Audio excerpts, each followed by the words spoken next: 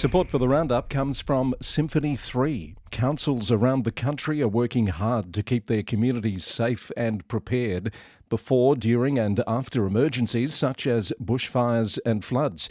And in recent weeks, Symphony 3 has been working with councils around Victoria, including Greater Bendigo, Mildura, Ararat and Golden Plains, to create emergency dashboards, pulling together live data including weather, traffic, emergency incidents, unplanned and planned disruptions, news and social media feeds. An emergency dashboard is cost-effective and can be deployed in just 3 days. Find out more at www.symphony3.com.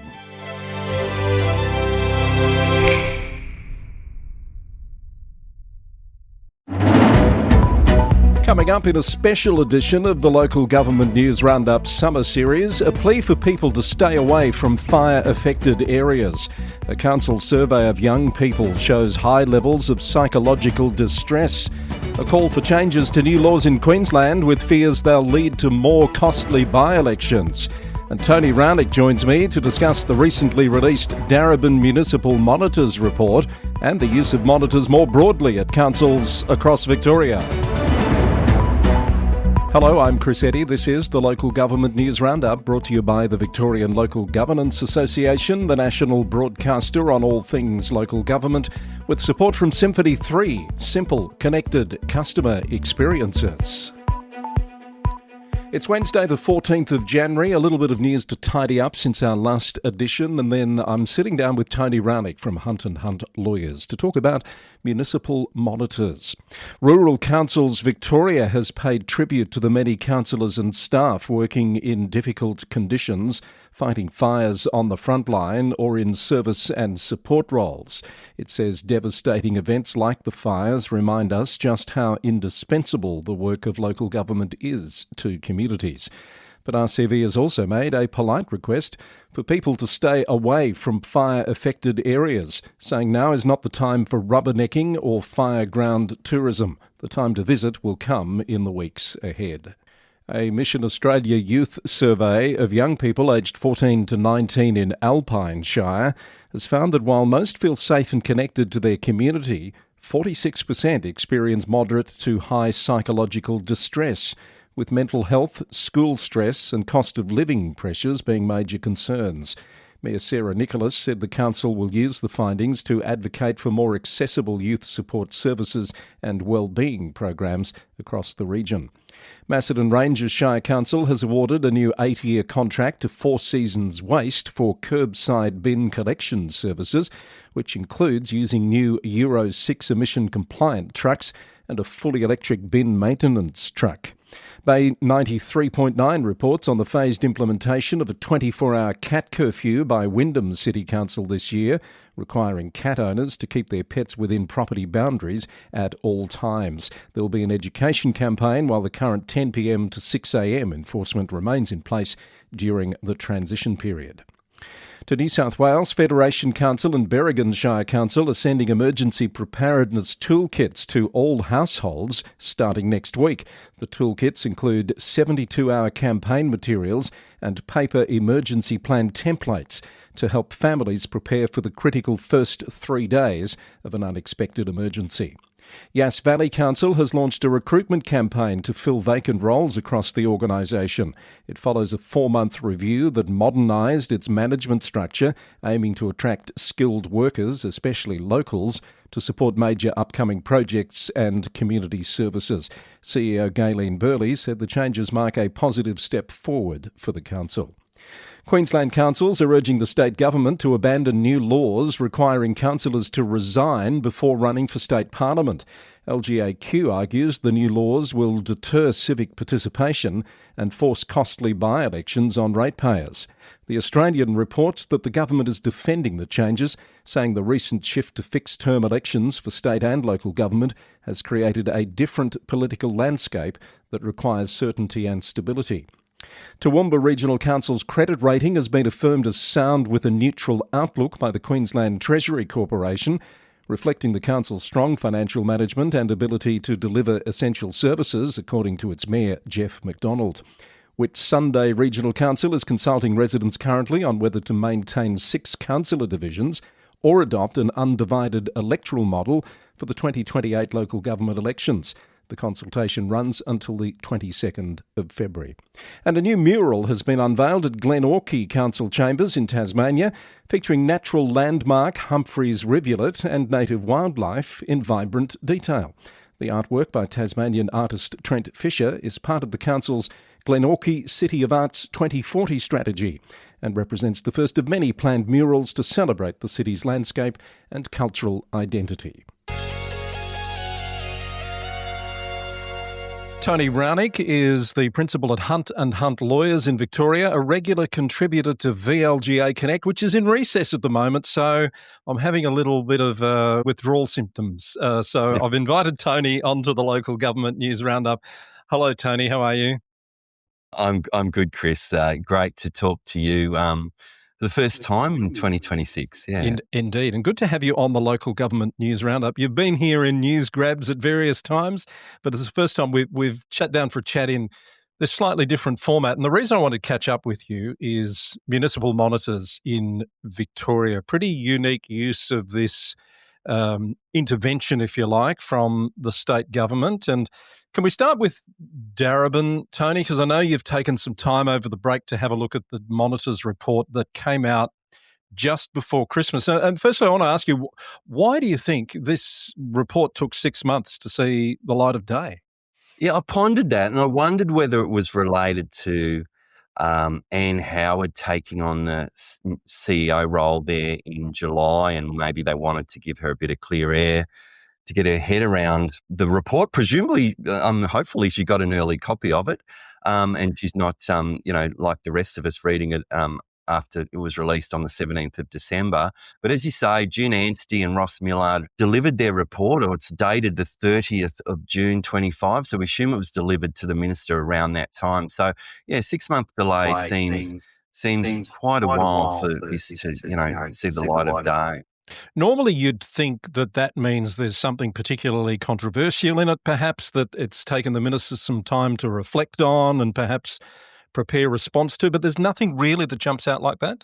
Yeah, it's not really personally critical of any particular individual. Certainly very critical of some practices at Darebin Council, particularly practices during the prior term of councillors. But no, I don't really see a reason other than potentially it not wanting to overshadow the commencement of an experienced CEO, I've got to say, Anne Howard, formerly at Colac Otway, of course, but her commencing in the role in July of 2025.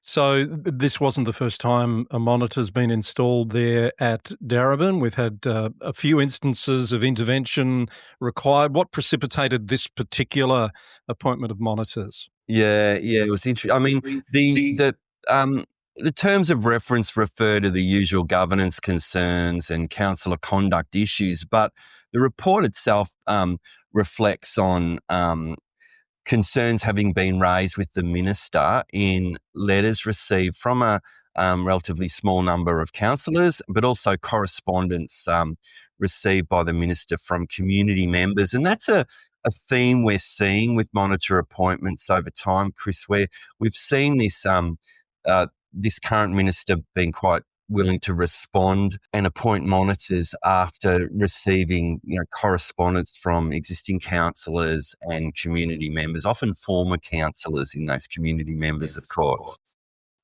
And this is the council that, I've said many times where John Watson served some time as a monitor and produced what I was calling the Watson report, which I think set a new standard for detail and rigour in providing feedback. And it seems from this report, a lot of the issues that John identified back then in his report, which I think came out in 2023, are still there and not completely resolved.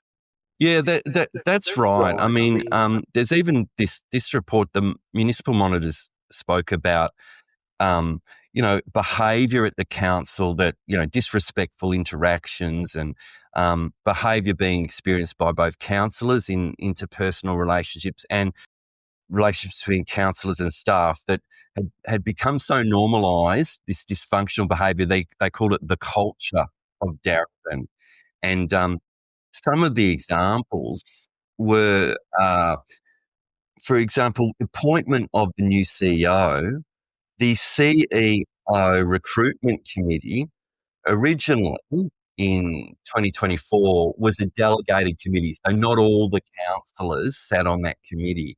But in 2025, the councillors resolved that all 9 councillors had to be on the committee and all 9 councillors had to interview CEO candidates. And the monitors described that as unwieldy, impractical, particularly when you had 7 of the 9 councillors being first-term councillors, no prior council experience, still getting their head around the council operational requirements, management experience, that sort of thing.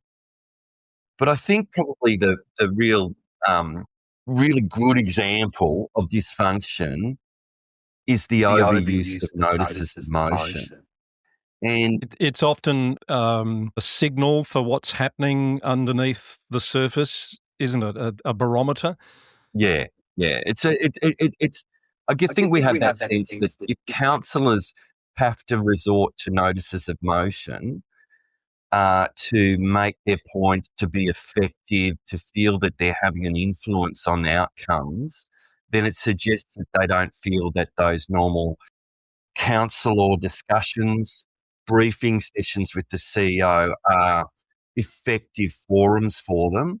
And they also feel a need to perhaps grandstand a little in the chamber. But Chris, just some numbers. The 23rd of November meeting of council in 2023, 8 notices of motion. The next meeting, 18th of December 23, 13 notices of motion. And the next 2 meetings in the January and February of 24, 11 notices of motion at each meeting. So what you're having is the whole meeting is dominated by these notices of motion, which are, brought by an individual council, obviously seconded at least by another councillor, but the agenda of the council's being driven by these sort of ad hoc notices of motion rather than the planned strategy of delivering, reports, policy reviews and those sorts of things that normally come to a council. Yeah, and then you can have other councils of similar size, similar ilk with none at all because of the way they work their processes. But this notice of motion issue looks like being dealt with the new model governance rules that are coming.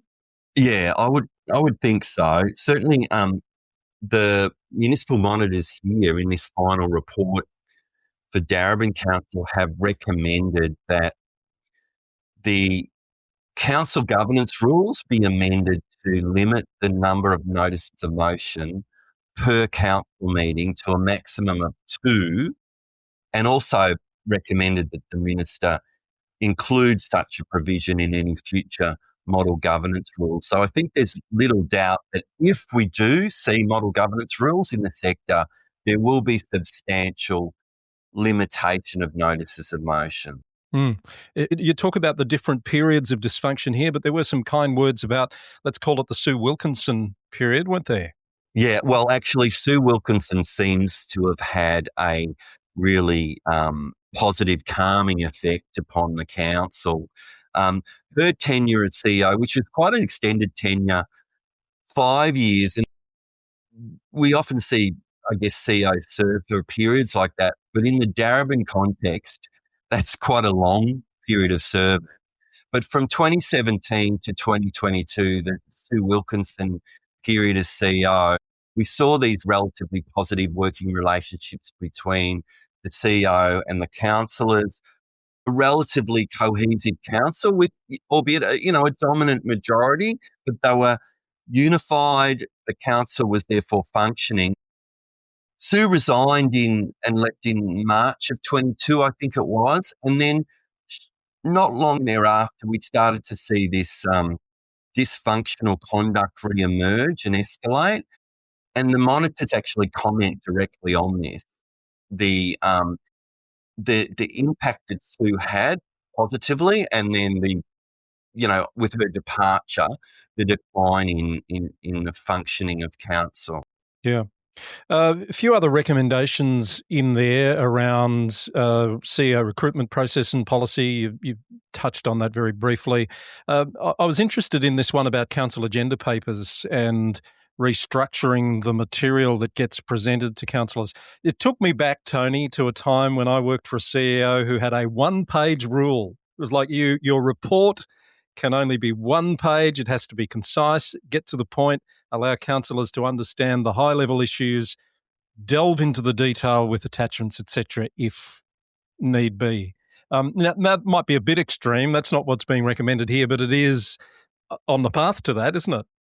Oh, yeah, definitely. And the monitors commented about some agenda papers were ridiculous lengths, 700-800 pages long for a council meeting, and the ability of councillors sometimes, working full time, but also, with other duties, including their other council responsibilities, having to get their head around and read these agenda papers each month. The value of having a detailed executive summary of an officer report. In this case, the monitors recommended that the Darebin Council agenda and documents be restructured so that there is always this executive summary no more than 6 pages long. And as you say, that separate links for the greater detail. That makes me laugh, though, Tony, because it's 6 pages. I don't believe that qualifies as an executive summary. That's a report. I feel for councillors at the moment, Chris, that, because if I'm one of 7 or 9 councillors and I do just read the exec summary or scan through, and then one of my colleagues, goes into great depth and reads every paragraph of the attachment and then accuses me of perhaps not being across the issues. I do think that, ministers in the parliament, they are given executive summaries, they are given speaking notes, these sorts of things. I think that there needs to be a better understanding and empathy among officers and CEOs for the plight of councillors in terms of the detail they need to get their heads around. We've all worked with councils, and every council has at least one councillor that reads absolutely everything, and perhaps a councillor that just skims and gets by. It's a fine line to tread for a CEO in terms of the right level of information to provide, isn't it? Yeah, and so I think that the idea of having the exec summary and the attachments or the links to greater detail with the expectation that councillors will have read the executive summary and maybe the report itself, but then it's really up to a councillor whether they feel the need to delve into the attachment documents in detail or not. That to me would be a reasonable expectation. And this also started to lend itself again to this sense of a position description or what does the role involve paper for council. And in that I'm coming in as a new councillor and I'm being told, well, what are we expecting as a minimum that you're reading? And I would think it's the report, but not necessarily every attachment to every report. Yeah, look, it's another topic, but I do recall recent attempts by monitors, John Tanner in particular at Kingston and at Hobson's Bay, to introduce those position descriptions or job outlines for the mayor, the deputy mayor, etc. Personally, I think they're a good idea. I think it's a good way of describing the right skill set for the role that's needed at a particular time. And so the councillors then can determine, and this came up at Whittlesea as well, determine, do their due diligence about who they're putting into that role. You didn't have them when you were a mayor at No, I didn't. And I think I can understand maybe a reluctance among sitting councillors to accept these on the basis that the position description is telling us what we do, is undemocratic in its constraining us or etc. But I think a PD can be the friend of an elected councillor in that it's saying, if you follow this guide and are largely consistent with this guide, then you ought not be criticised for other, failures that perhaps aren't listed in that PD. Because I think councillors are very exposed at the moment to being criticised for a range of things.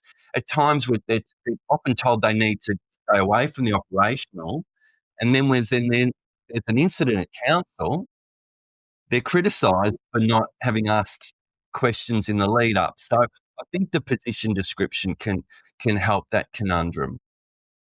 All right, we've gotten sidetracked a little bit. Before we leave Darebin, there's another issue in there which is topical more broadly, and that is around the internal review of decisions about customer complaints. What are the monitors saying here, Tony? Yeah, so Darebin, like many councils across Victoria, has this process where there is a complainant, a community member who is frequently making complaints about the conduct of council or council operational matters, then they might be declared to be unreasonable, and some limitations then placed upon, how frequently do we answer this community member, Tony, who in the last month has, written 5 letters to us about 5 different issues. And the monitors commented that in those situations where somebody is perhaps designated as being one of these unreasonable complainants, that where there is an appeal process and the complainant can say, I want this reviewed, my designation as an unreasonable complainant reviewed, then council need to be careful to make sure that the persons who made the original decision aren't part of the review process. So it's a natural justice thing. There's a similar principle that's come out of the Isbesta versus Knox case, a Supreme Court case in 2015 about a decision at council to euthanize a dangerous dog. And then there was an appeal, and the same people who were part of that original decision were part of the review process. And the Supreme Court commented negatively on that. This is important because we're seeing this issue of designation of complainants as unreasonable as an issue across the sector. Indeed, only recently there was some media about the City of Casey's naughty list being under scrutiny. And this is the City of Casey unreasonable complainant register process. So a particular complainant in City of Casey was reported in the local media as being aggrieved by the fact that she had been designated as an unreasonable complainant, and which meant that council didn't need to act so swiftly to deal with her complaints, and that her access to certain council offices was limited. All right. There's a bit more in there. The report is on the Local Government Victoria website if people want to delve into the detail, but I think we've touched on the highlights. But Tony, can we just talk about monitors more broadly? There's been a lot of discussion about this. We've got monitors in place at Kingston, a new announcement of monitors for Mornington Peninsula, an extension of monitors at Hobson's Bay. I think that's the current list. But we've had this for some time now in Victoria, haven't we? A strong willingness of the minister to put municipal monitors in place when there's perceived governance issues. Questions about the Kingston one, though, aren't there? So I know the opposition's come out pretty strongly about this extension in particular, wanting to see the so-called secret report that led to the minister extending the monitors there. What's your take on what's happening there? Yeah, I think we need to make a distinction between a council where there is a majority group who are, generally working closely together, and then a minority group that perhaps feel that they're less able to influence council decisions versus a dysfunctional council.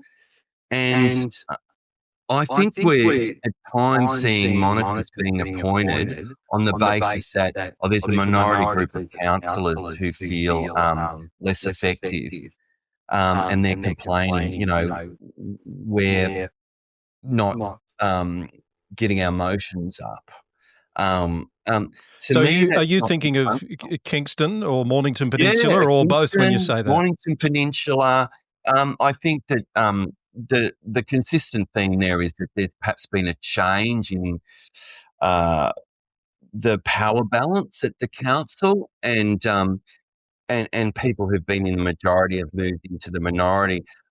Um, interestingly, with the Darebin council report, the monitors commented favourably on that period of council when there was a strong majority, but they were able to ensure a functional council process and meetings. And that's just a factor of democracy. We see that at all levels of government, that there often, there is a majority group that often will largely control the key positions, the Premier, the Cabinet, in the council case, the Mayor, the Deputy Mayor. So I think there's a willingness to appoint monitors at the moment for a much broader range of issues at councils beyond, I think, dysfunction, and perhaps almost a automatic extension of monitors, can I say? Generally, their terms are being extended. In fact, the term of the Kingston monitors has been extended. Did the Kingston monitors put in an interim report to the minister? That hasn't been published. I'm not aware of an interim report. Not So one that's been surely published, one but I think it's been confirmed. The minister has a report and he's acted on advice from the monitors. All right. Well, it'd be interesting to know the reasons for, the seeming need for an extension there. Just while you're talking, I just want to check that to make sure I'm right about that. But I'm pretty sure I read there was a report to the minister that the minister had taken advice on and decided to extend the monitors. They're not clear on what the situation at Hobson's Bay is, though, Tony, where the monitors have been extended. There's been no report published. And I don't think to this point there's even been a formal announcement from the minister about that extension. There's been one from the council. I think it becomes difficult for CEOs and councillors to kind of be operating a little in the dark and be unclear about whether they're they're seen as having improved or having been reached a point where they're seen as able to move forward without oversight. And I think there is a general interest in the public to know, what value are we getting out of these quite substantial costs that are incurred, of course, by the council itself. So the local community, rather than by the state government in this case. And the cost of monitors is much more than just, of course, their daily fee. It's often accommodating them, travel costs, these sorts of things. Yes, there's been some commentary on that in the press just in the past few weeks. But I want to read you what Kingston Council said on Christmas Eve, Tony.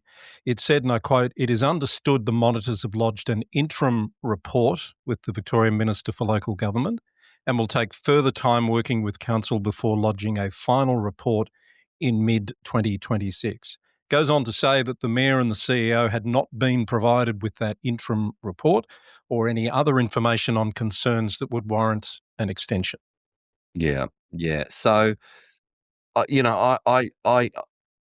don't, I wouldn't argue against extensions. I think that they would be valuable to have extensions of monitor terms where there's a perceived need to have that ongoing oversight and perhaps some further direction for the council. But I think it's very important that the council laws and the executive council receive some formal sort of feedback on what the perceived issues are, whether there's been perceived improvement in the function of councils as a result of the appointment of the monitors, and what are the ongoing issues. And I think the community deserve to know about that too.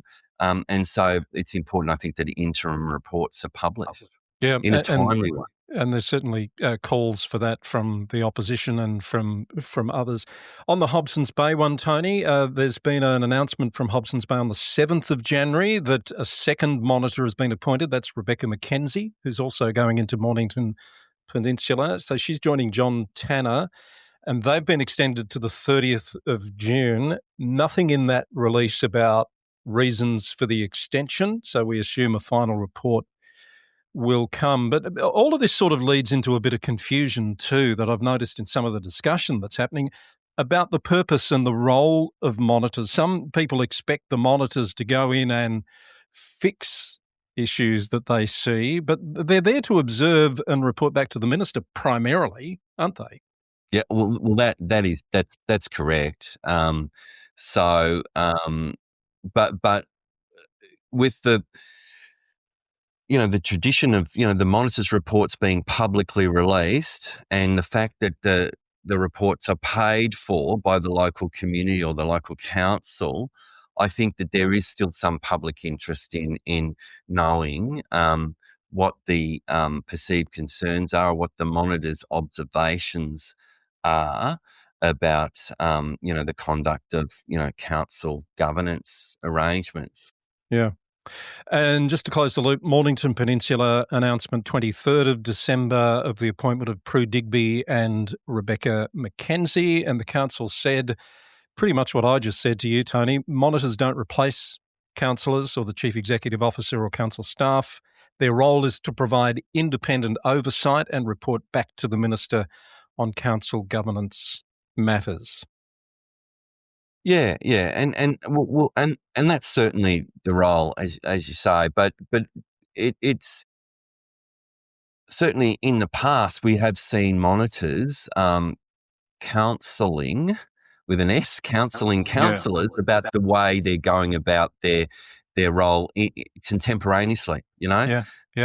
We've heard of monitors, speaking up in a briefing maybe, or commenting after a council meeting that that council needs to lift their game, or there was something that of concerning there. So it's beyond simply reporting to the minister. It seems that there is some coaching element, if you like, that does occur from time to time. And I guess one should dig into the different terms of reference for each of those to pick up some subtle nuances and differences that might exist, as there would at Whittlesea, having come out of a commission of inquiry, and there's a monitor there in place, one monitor, I think, in Stephen Kingshot, who's there until the end of the year. And more recently, we've seen monitors put in place at councils that were under administration to serve through that period of the return to elected representatives to observe and to make sure everything's sort of functioning properly. So I just want to ask you, Tony, before we wrap up, do you think the use of municipal monitors on the whole in Victoria has been an effective tool for improving governance at councils? I think if we look at the history of monitor appointments overall, I would say yes, it has. I would say there's a question mark, and certainly not over the individual monitors. Let me say, of them, no criticism.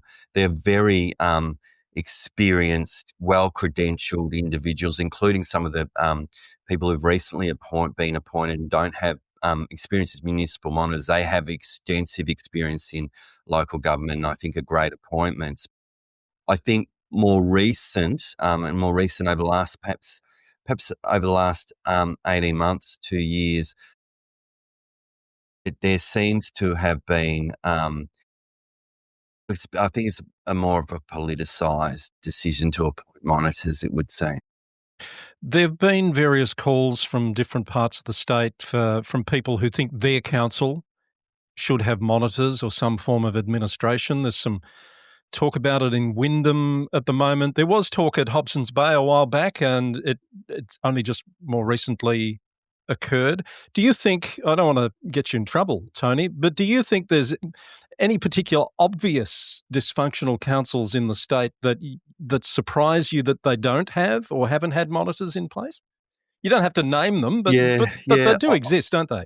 Well, they do, and so again, when I see evidence of councils that are finding it difficult, or say councils that are having a difficulty having councillor only time because councillors don't trust each other and aren't willing to get together and have those regular meetings. Councils that aren't having those reflection times after council meetings to say, are we doing a good job? Are we living those ideals that we profess? We see that across the sector. We see councils that are, have relationships amongst councillors that are so bitter and twisted, and yet then we see other councils that are seemingly, operating quite well. They're meeting all their statutory duties in terms of reviewing reports, etc., and there isn't that seeming angst at all the council meetings, and yet there are monitors being appointed. I am sometimes surprised by the choices. Of course, we don't know everything, Chris, and we don't know, to be fair to the Minister, we don't know. There may be some confidential information that Minister receives. From time to time, councils themselves, CEOs and mayors will reach out to the Minister and ask for a monitor to be appointed. We know that occurs, but I feel that perhaps with the cost now passed on to the local council, it's seen as a very easy thing for the state government to do, and I think that the significant levels of expenditure involved, the hundreds of thousands of dollars involved each time monitors are appointed at councils for 6 and 12-month periods, does require some thought as to, is there good value being obtained by the community from this appointment? And I think there are times when there is, and I think perhaps there are times when that's not the case. How many councils would you guess? I just want to ask you off the top of your head, can you tell me the number of councils that have had monitors since 2016? What do you think the number is? I think it's in double figures. That's too easy. No, come on, narrow it down. That's too easy. Is it something since 2016? Would it be in the order of 14, 15, I say? 21. 21, gosh. 21. So we're talking more than a quarter of the state's 79 councils. And I just checked, that doesn't include the double periods like your Darebins, etc. So this is an unlimited time podcast. So let me just quickly read them. Since 2016, Central Goldfields, Ararat, Frankston, South Gippsland, Yarra, Wodonga, Moira, Casey, Strathbogie, Bullock, Glenelg, Greater Geelong, and they've had multiple terms, haven't they? Colac, Otway, Moonee Valley, Brimbank, Horsham and Darebin, and the four current ones, Whittlesea, Hobsons Bay, Kingston and Mornington Peninsula. Wow. So when you look at that broadly, what is that telling us about the state of the sector? Well, it does suggest maybe there is some merit in looking at this idea of a ongoing regional monitor appointment. Like, maybe the state needs half a dozen monitors that perform a role full time. I don't think necessarily funded by those local councils, but but having that someone regularly monitoring a group of regional councils, there might be better value in that than these appointments that can be judged by the community as suggesting that the entire council, or the entire group of councillors are unfit. And I think that's very unfair. I'm aware from my own involvement in lots of councils, in commissions of inquiry, for example, where you have really sometimes you'll have individual councillors working very well, diligently, very community-minded, and then a minister appoints a monitor to that particular council, and the community think that, well, all my councillors are failing me, and there's this cost now to the community as a result. So I think that perhaps having those ongoing appointments at a regional level might be of more value. All right, let's put that out there, see what people think. I imagine this conversation might generate a bit of feedback, some of the suggestions, some of the thoughts, and of course we'd love to hear from the audience on their thoughts on the use of monitors, and we can use some of that feedback in a future mailbox segment here on the podcast. Tony, it's been great to chat with no limitations, no holds barred today. Isn't it good? Thank you for time. Thanks for your work in analysing that Darebin report as well, and I do look forward to talking to you on a regular basis on VLGA Connect as we get into the year on the weekly topics of interest. That's fabulous. Thanks, Chris. Tony Raunic there from Hunt & Hunt Lawyers in Victoria, joining me to talk all things municipal monitors here on the Local Government News Roundup. That's been a special edition as part of our summer series. Back with more for you very soon. In the meantime, if you have comments or feedback, you can send an email to lgweeklynews@gmail.com, and you can find out more about episodes of the podcast by heading to lgnewsroundup.com. We're grateful for the support of the Victorian Local Governance Association, the national broadcaster on all things local government, and Symphony 3, simple, connected customer experiences. The podcast is recorded in the city of Greater Geelong, Victoria, on the land of the Wadawurrung people of the Kulin Nation. Until next time, thanks for listening, and bye for now.